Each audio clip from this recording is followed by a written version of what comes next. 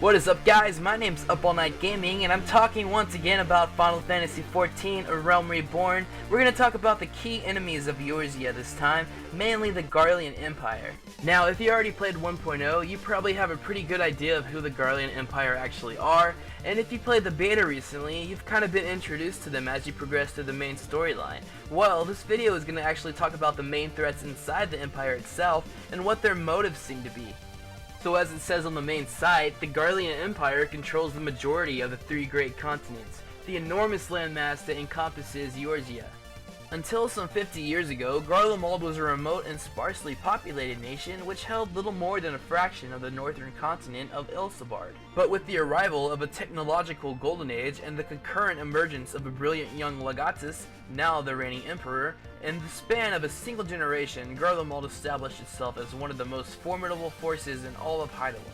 Garlemald is unsurpassed in the field of magitech, a technology which it exploits with a devastating effectiveness in warfare. Unperturbed by their lesser numbers, the Garleans went forth upon gigantic flying warships, bearing powerful weaponry the likes of which the world had never seen.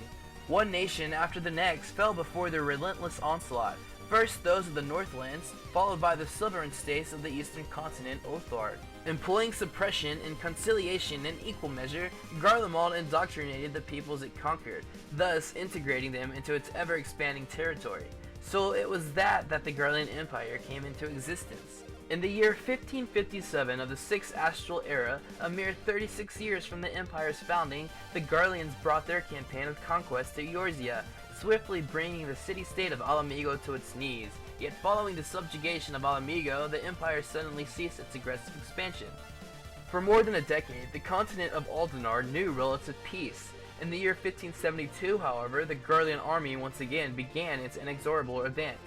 Using the calamitous arrival of the 7th Umbral Era to its sinister advantage, the Empire prepares to gather the lands of Eorzea into its steely embrace. So basically, the Garlean Empire itself are a bunch of douchebags and a huge army that want to control everything, conquer our lands now after they just conquered I don't know how many other lands. They want to say that our homes and our places that we go to drink in pubs in the land of Eorzea, that's theirs now, they control it. No, we don't want that. Back in 1.0, I believe the final event before Dalamud hit and Bahamut came out, we were actually fighting the Garleans because of this. They were coming to our lands trying to take it over. We were like, no, you can't do that. Screw off. Bahamut came out, they kind of backed off, and they're kind of in the shadows now, creeping their way to when to strike, when to do certain things. And how do we fight this? We all have to get together, we all have to band together, form alliances to fight these Garleans and tell them to screw off, go back to your own lands, or we can just destroy them completely and take all of their cool armor and weapons and just take over their lands. How about that? So that's where the Garleans are coming from. Their ideals to save Eorzea are far different from the three nations and what we think. And so let's talk about the bigger threats inside the Garlean Empire. First off, let's talk about the Black Wolf, Gaius von Balsar. Legatus of the 14th Legion, the Imperial force currently occupying Alamigo, von Balsar is possessed of a natural flair for wartime command equaled perhaps only by his sensibilities as a governing administrator. Among his numerous accomplishments is the conquest of 5 enemy cities, the political conversion of which he also oversaw. In subjugating Alamigo, von Balsar employed subterfuge to stoke the fires of civil unrest, a masterstroke which led to the nation's capture without the need for a protracted siege. However, the unanticipated appearance of a primal shortly thereafter prompted the Empire to halt the Legion's advance. The Legatus has since remained in Alamigo, where he rules as an imperial viceroy. His motto is, "He who cannot preserve the sovereignty of his nation is unfit to rule it." Weapon of choice is the Erzbane, a gunblade said to have spilled the blood of 9 aspirants to the crown. So this guy is basically the main enemy, I would say, in the Garlean Empire. He poses as a bigger threat just because he seems to be the one pulling all the strings of what everyone else does. Even if he's not the top of the top in the leader category, he definitely has some trump cards up his sleeve to what he wants done and what his motives are, because he has a certain ideal of the world of Eorzea and how he wants to protect it, and I don't think he's going to let anyone get in his way. So our next opponent, if you're very familiar with the 1.0 storyline, if you played 1.0, then you'll know who this guy is, the White Raven Nalvan Darnus. Legatus of the 7th Legion, presently dispatched to the Western Front, Vandarnus boasts distinguished parentage in his sire, a founding figure of the Garlean Empire. A ruthless man who has risen to infamy even among his own people. He draws no distinction betwixt friend and foe when met with dissent. Tales are oft told in hushed whispers of Vandarnus' swift rise to power upon the abrupt death by illness of his sire, whose body had no sooner grown cold than his closest aides were put to death. The White Raven seems a man well suited to such dark rumors, for it is his pet project, Meteor, that will herald Eorzea's plunge into the 7th Umbral era. His motto is opposition must needs be put down with fire and steel. His weapon is the Bradamante, a gun halberd said to be named for a warrior maiden he slew. So this guy definitely has the same ideals as Gaius the Black Wolf. I just think he does it more with darker intentions. He does things his way and doesn't really care who gets killed, even if it's part of his own empire, even if it's part of his comrades getting killed off. He just doesn't care as long as he gets his way. So he's definitely ruthless and a major threat inside the empire itself. So next up, if you played the beta recently and you progressed through the main storyline, you kinda got a hint of who this next person is, his characteristics and the way he acts. It's very malicious and it seems to be an evil intent. His name is Nero Tolskeva. Tribunus Lactiglavius of the 14th Imperial Legion, known in his native Garlemald for his groundbreaking contributions to the field of Magitech. In recognition of his capabilities, he was made Gaius von Balsar's second in command. Even so, he continues to oversee the development of Magitech weaponry, whichever remains his foremost passion. In battle, Nero wields Mjolnir, a mighty gun hammer of his own design, and if you can see from that picture, that hammer is nothing to mess around with. Look how badass that looks. I wouldn't want to go in battle with him. He seemed to have created that, so he has a whole fixation around Magitech and creating things, so I guess he's kind of like the Garlean Empire's Sid. So that's really cool about Nero. That's Nero Tolskeva. Next up, we have our first female contender, Livia Sas Junius. Tribunus Angustic Levius of the 14th Imperial Legion, Livia is a decorated soldier and proven battlefield commander. Raised by Gaius von Balsar after being orphaned by war, Livia devoted herself to the arts of soldiery that she might repay her adopted father. Her weapon of choice are the gun Bogignox that she wields that are permanently welded to her armor. So she fights more hand-to-hand combat, and it seems that since she was raised by Gaius, that she's fairly young. Or Gaius could just be an old man and she could be in her like 20s, that could be possible. But it raises question of how she was orphaned by war. Did Balsar actually kill her parents and then when she was young raise her and never tell her? It's a lot to question, and she just has a one-track mind, it seems, to help her adoptive father for basically saving her life.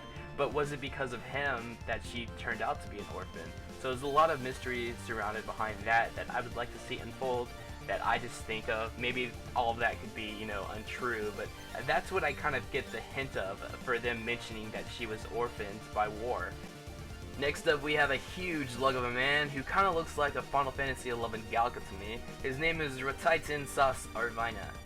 It says, though native to a territory subjugated by the Empire, Ratitan nevertheless serves as a Prefectus Castorum of the 14th Imperial Legion. The Rogadin was awarded the rank by Gaius von Balsar himself, the Legatus more interested in recognizing the mercenary's exceptional martial prowess than the origin of his birth. Ratitan wields a unique gun shield named Tartarus. A gun shield? Man, these weapons are just so awesome. A gun hammer, a gun shield, a gun halberd, the gun blade. I just wish at some point we can beat these guys and actually wield these weapons, or have a class that will actually master the gun weapon, because it is just too awesome in my book. But that's Ratitan Sas Arvina, or Riditin. I don't know how to pronounce that. Anyway, let's go on to the next person we have. And the next person we have is actually His Radiance, Soulless Zolus Galvis, and he's the first Emperor of Garlemald. Born of distinguished lineage in the Garlemald Republic, Soulless von Galvis began his military career at a young age. After a string of impressive victories on the field of battle, however, he soon attained the rank of Legatus, and proceeded to integrate Machina technology into the army's regular rank and file. With single-minded determination, Galvis transformed his fledgling nation into a formidable military power. His actions garnered the undivided support of the citizenry and catapulted him into the position of dictator, supreme commander of Garlemald. In the years that followed, Garlean forces conquered all the lands of the north and hammered them into a single entity. Galveston instituted an imperial regime to govern their new territories, conferring upon himself the title of emperor. The eastern nations were the first to feel the newborn empire's mighty fist. It was during this campaign that the emperor witnessed firsthand the destruction wrought by the primals, an experience that led to an imperial mandate for their annihilation. So this is the main head honcho, the main ruler of the Garleans. I don't really think the commands that he gives while he's sitting on his throne to Gaius and the others are pretty much followed, because I think Gaius has his own goal. I don't really think that the Garleans look up to Soulless anymore. They probably respect him as being the first self-titled emperor, but I think more people look up to Gaius just because he's there on the front lines. He's more powerful, he has this powerful presence, he fights with the other Garleans, he has his own goal to strive to achieve the Garlean Empire's success, to take over Eorzea and save it, I guess. But that's the whole Garlean Empire. There might be a power struggle later on where Gaius actually tries to kill Soulless to become the new emperor. Who knows? So after talking about the Garleans and the Garlean Empire itself, let's go over and talk about this last threat before I end the video. The Ascians, known as Paragons or Shadow Eaters. These malevolent black-robed figures sow the seeds of conflict across the lands of Eorzea. Just as their faces are concealed by sinister masks, the true motives of the Ascians remain obscured behind veils of secrecy and terror. So if you played the beta recently, like I said before, then you'll recognize these guys because they basically show up out of nowhere and abduct you into this dark realm where they initiate a fight with you with a huge demon. Whether it be to test your power or try to kill you for some reason, that remains unclear. Hopefully as the story progresses, we'll get to know who these beings are and what their true goal is, and who knows, it might even open up a way for an expansion later on after we thrash the Garleans. I'm thinking these guys might even be more of a threat than the Garlean Empire itself. They might even be pulling the strings of what the Garleans are doing, so only time will tell on this. And after that, it's going to end my video this time, guys, but don't forget to subscribe for future information regarding the world of Eorzea inside the game Final Fantasy XIV, A Realm Reborn. We're also coming very close to this game's launch date, which is August 27th, so if you haven't pre-ordered this game, go do so now, because you'll get a few in-game bonus items, as well as early access a few days before the game actually launches. Also as well, don't forget about Phase 4 of beta. It'll be an open beta, so if you have a PS3 and PC, definitely give that a shot. But don't expect any freebies. If you play beta, you won't get the game for free when it launches. You'll still have to buy it. Beta is just testing it out, and this final phase is going to be the last phase for everyone to enjoy. So after that, guys, my name's Up All Night Gaming. Once again, thanks for watching my video, and I'll see you next time. Bye.